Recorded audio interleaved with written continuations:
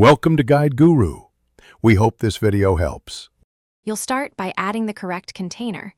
Put a scroll view around the content you want to scroll. You do this because Scroll View provides built-in vertical scrolling and manages touch events for you. Once done, make sure the scroll view has a single child view like a linear layout. This prevents measurement conflicts. Also, set layout height to match parent for the scroll view and wrap content for the child contents so Android measures the full scrollable area correctly. Next, handle complex layouts and performance. Swap in nested scroll view when you have nested scrollable children so Android coordinates fling and touch events properly. For lists or many items, prefer recycler view because it recycles views and improves memory and scroll smoothness. Set recycler view. Set nested scrolling enabled, true if it sits inside a parent scroller.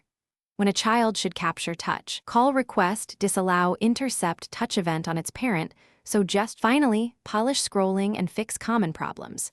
Use smooth scroll to or nested scroll to move programmatically and adjust over scroll mode or recycler view edge effects for visual polish.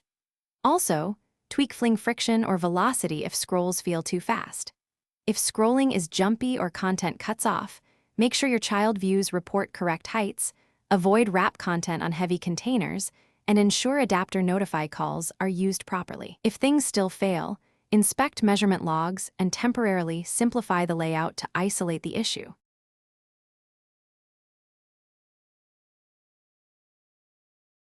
Thanks for watching. Consider subscribing if we helped you today.